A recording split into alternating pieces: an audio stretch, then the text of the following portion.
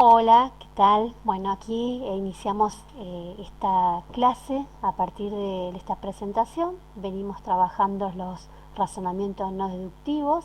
En este caso vamos a ver dos casos importantes que se suman a lo que veníamos trabajando.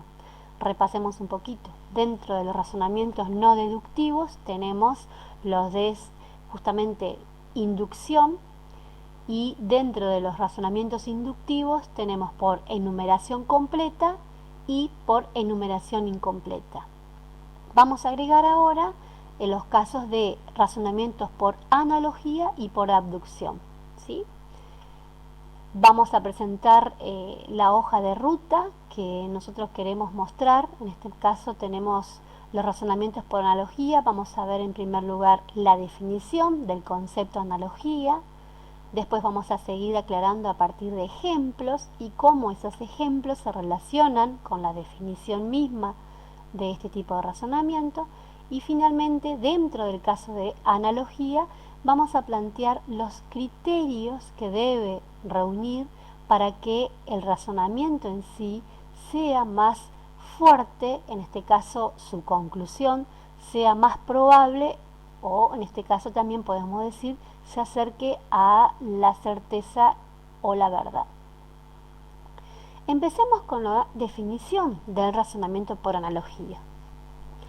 Este razonamiento, que sobre la base del conocimiento de que dos o más objetos son semejantes con respecto a una serie de rasgos, en este caso hablamos de características, y que uno o más de ellos posee además algún otro rasgo, se afirma que el objeto restante, persona o entidad, también lo posee. Con esta definición yo lo que quiero sugerirles también es que en la primera lectura aparecen muchos términos y que quizás para poder establecer la relación de los mismos tengamos que pensar y volver a leer por determinadas partes como lo vamos a hacer ahora en este momento. La definición nos está diciendo que sobre la base del conocimiento de que dos o más objetos, en este caso podemos hablar de objetos, entidades o personas. Recuerden ustedes cuando hablamos de casos, el caso número 1, caso número 2, que le podemos dar nombres, podemos pensar en ciertas personas, podemos pensar también en entidades o en objetos como dice la definición.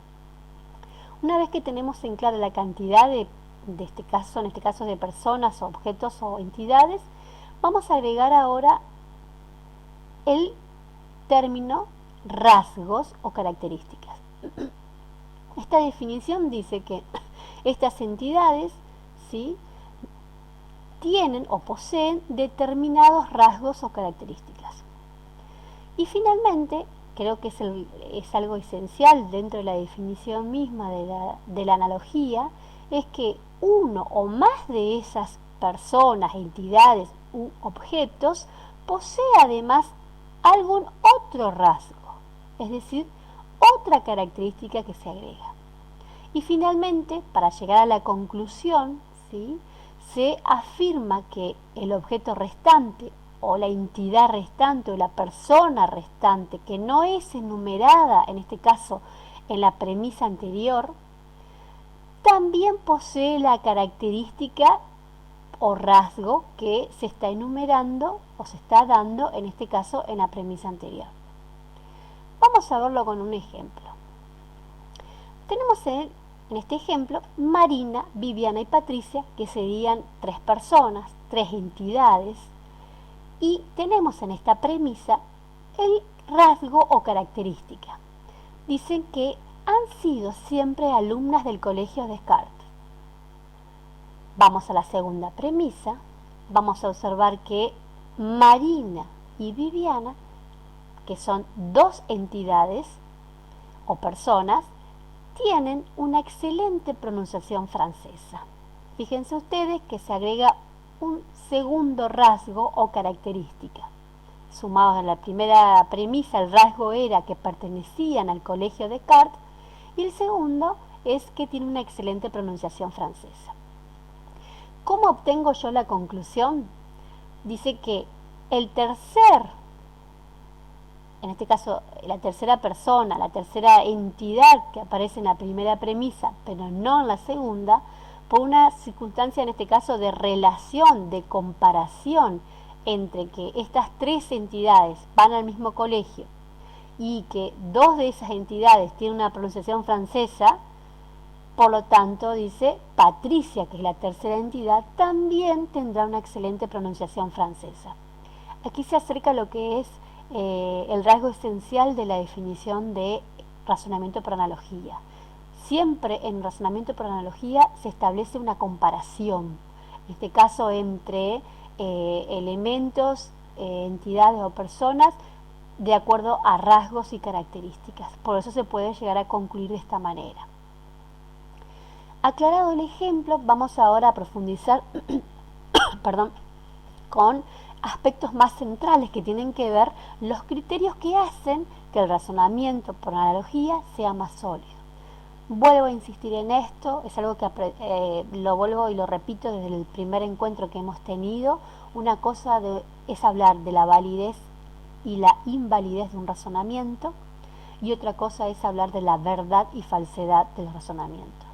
He encontrado en el trabajo anterior de ustedes, que fue antes de las vacaciones, del receso de invierno, alumnos que vuelven a confundir estos dos aspectos. Hablan de la validez como verdad y de la falsedad como lo inválido.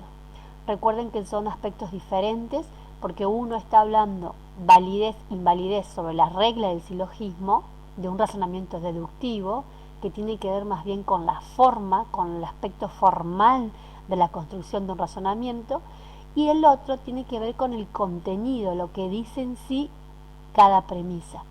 En este caso se habla de los razonamientos no deductivos. Por eso acá que insisto, cuando dice sea más sólido, quiere decir que sea más probable, que se acerque con más certeza o que se acerca a la verdad, ¿sí? No podemos decir que es totalmente verdadero, o en el caso de la enumeración completa. Tenemos 5 criterios. Vamos con el criterio A. Dice que cuanto mayor sea el número de entidades entre las cuales se afirma la analogía, mayor es la probabilidad de la conclusión. En el ejemplo anterior que hablábamos de Marina, Viviana y Patricia, dice, le agregué el dato 20 alumnas en lugar de 2, es mayor la probabilidad. Es decir, ¿se acuerdan que hablábamos siempre? Cuanto mayor es el número de casos, en el caso de numeración incompleta y en el caso obviamente de numeración completa, más fuerte va a ser y se va a acercar a la verdad. En este caso está planteando de que si yo solamente hubiese nombrado a 3 alumnas, pero si yo hubiese agregado en otra premisa otra 16 alumnas, 20 alumnas más, la conclusión va a ser más firme porque va a ser más probable. Vamos con el criterio B. Cuanto mayor es el número de aspectos, recuerden que cuando hablamos aspectos me refiero a cualidad, a características, y en el criterio anterior, cuanto mayor sea el número de entidades, me estoy refiriendo a cantidad de elementos, objetos o personas. Cuanto mayor es el número de aspectos entre los cuales se establece la analogía, mayor es la probabilidad de la conclusión. Si se agrega que las 30 alumnas tienen además notas altas en francés o han estudiado en la misma época, o que además trabajan en grupos extra clases de francés, ¿sí?, la conclusión va a ser más probable en cuanto a que Patricia tenga una excelente pronunciación francesa. Vamos al punto C. El criterio C habla sobre la fuerza de la conclusión. Fíjense ustedes que los dos primeros plantean mirar más las premisas, es decir, la información que me acerca a las premisas. Uno tiene que ver con la cantidad y otro criterio tiene que ver con la cualidad. Y acá, en el criterio C, mira la conclusión. ¿Y qué nos dice? La fuerza de la conclusión en relación a las premisas guarda una vinculación directa con lo que se detalla en las premisas, y por el contrario, Si aparece algún aspecto en la conclusión y dicho aspecto no está detallado en las premisas del antecedente, pierde la fuerza la conclusión. ¿Qué quiere decir? Que si yo en la conclusión agrego una información, un rasgo, una característica a la entidad que no está detallada ni en la primera premisa, ni en la segunda, ni en la tercera premisa, en el caso de tener más de 3 premisas. Si eso no está detallado en las premisas del antecedente, mi conclusión deja de ser seria y obviamente poco probable.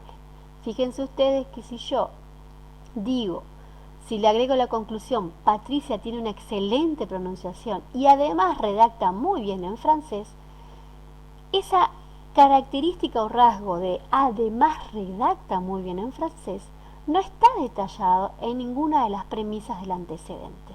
Es como otorgar información que uno realmente no sabe de dónde saqué. Yo no puedo concluir de esa manera porque pierde firmeza la misma conclusión. Vamos al criterio de un razonamiento basado sobre una sola analogía atinente a la conclusión y referido a un único ejemplo, tendrá más fuerza que otro que señale una docena de puntos semejantes no atinentes entre el ejemplo de la conclusión y lo de las premisas. A ver, vamos por parte. Atinente quiere decir que tiene relación, que tiene coherencia entre las partes. ¿Sí? Le corresponde esa relación. ¿Sí? Entonces, acá este criterio nos está dando la pauta de que nosotros vamos a tener un razonamiento por analogía más fuerte en su conclusión o más probable cuando estas relaciones que aparecen entre las entidades y los rasgos tienen que ver, tienen esa coherencia interna. Vamos con el ejemplo.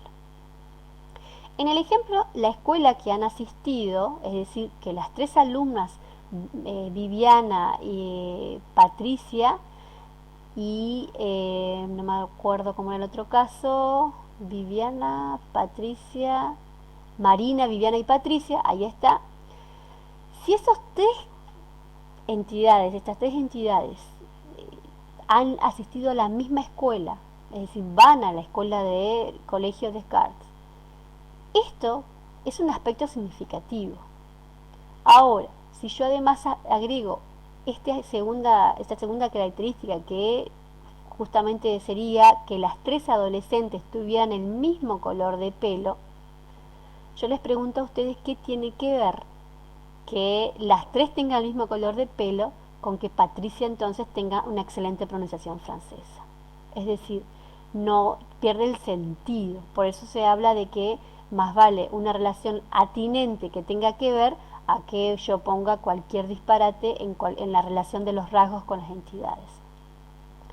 Vamos al último criterio, que es el criterio E, que hace referencia a cuanto mayor diversidad de aspectos. Miren ustedes, repasemos arriba. El criterio A se refiere a la cantidad, número de entidades o personas. El criterio B se refiere a la cantidad o número de cualidades, de aspectos o características. El criterio C mide la conclusión. El criterio D justamente hace referencia de que la relación entre las entidades y las características tengan que ver, tengan un sentido de coherencia. Y por último, está haciendo este criterio E referencia a la diversidad de aspectos. No está planteando cantidad, una cosa es la cantidad, son muchos aspectos, sino que además de ser muchos, sean variables, traten de cosas diferentes, pero obviamente sin perder el criterio de que tengan relación atinente con respecto a las entidades y las características. Cuanto mayor diversidad de aspectos contemple las premisas respecto a los objetos, más probable será la conclusión. Al hablar de diversidad estamos hablando de variantes, de variables, y por eso es importante no perder de vista el criterio anterior, que tiene que ver con, a lo mejor yo doy un solo aspecto y no estoy cumpliendo el último criterio, no está queriendo decir esto, pero sí que lo tengamos en cuenta para establecer la relación.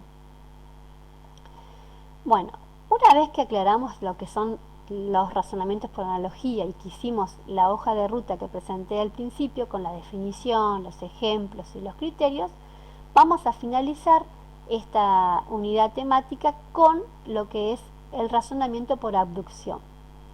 Este razonamiento por abducción, como su definición lo dice, fíjense ustedes, es el salto a la mejor explicación posible.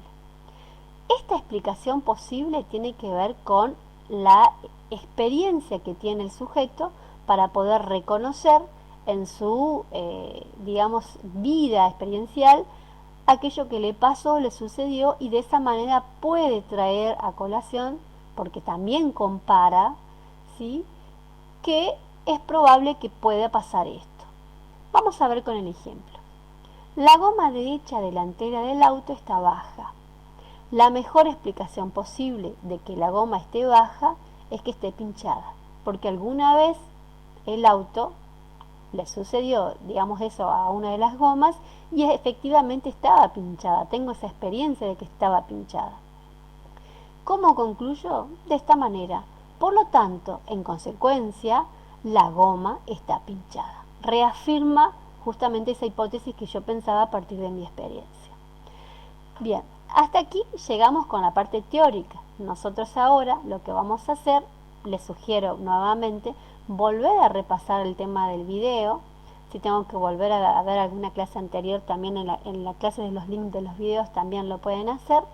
Y a partir de la ejercitación que también les voy a presentar para que ustedes puedan resolverlos, vamos a diferenciar para un curso, vamos a poner un tiempo que creo que es la presentación del martes y otra la tienen que presentar el viernes.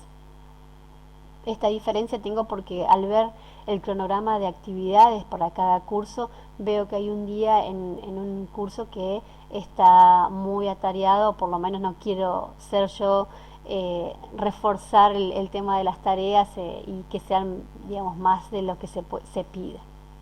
Bien, les estaba dando sugerencias. Volver a leer, mirar el video varias veces y una vez que puedo entender el video, puedo entender la explicación, puedo ver el ejemplo, me puedo poner justamente a trabajar o a hacer la actividad. También al principio de clase, cuando estábamos todavía en el formato de presencialidad, les había dicho que cualquier tipo de fotocopia, texto que ustedes pudieran tener sobre filosofía, muchas veces circulan algunos cuadernillos que han quedado de años anteriores, o que si ustedes llegaron a sacar las fotocopias también de la escuela, ¿sí?, también se pueden fijar en los apuntes de esos libros, de esas fotocopias, que aparece el texto de los razonamientos y también una ejercitación. Digo porque es lo que yo voy a transcribir a modo de actividad para que ustedes lo puedan hacer y que la teoría que ustedes acaban de escuchar justamente tiene que ver con esto de los textos que trabajamos en sexto año. Así que si ustedes quieren también consultar los libros o las fotocopias, también lo pueden hacer. De esa manera pueden resolver y hacer la actividad. Finalmente también les dejo acá en esta presentación la idea de que nos vamos a encontrar el viernes 4 de septiembre, el sexto año B a las 10:30 de la mañana, ¿sí?, y el sexto año A las 11. En esa reunión ustedes ya tienen que tener presentada la actividad, sobre todo para poder resolverla, y una vez que hagamos el encuentro también podemos sacarnos algunas dudas en el caso de por ahí se siguen generando algunas, sobre todo, dificultades.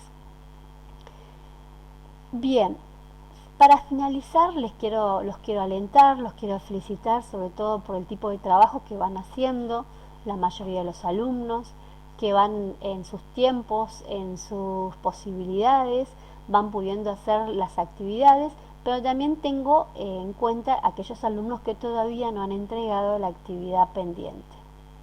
Yo les sugiero a esos alumnos que para realizar esta actividad van a tener que repasar justamente aspectos importantes de enumeración completa e incompleta. Bien, ¿cómo más? Bueno, alentamos a todos a seguir trabajando, a que me puedan hacer preguntas, a que me puedan también consultar. esa confianza está en el canal de comunicación. Yo por ahí tengo determinados momentos que me puedo fijar o que puedo hacer más presencial, digamos, con respecto a los días y los horarios de clase. Es como una comunicación más que tiene que ver sincrónica, pero sabemos que también a veces hay otros horarios y ustedes a veces se acostumbran a trabajar más tarde y bueno, ahí generan dudas, pero pueden escribir las preguntas que yo, si ahora que presento la actividad, podré consultar el Classroom y la plataforma para poder trabajar esas dudas o consultas que ustedes puedan hacer. Bueno, espero que les haya gustado el video.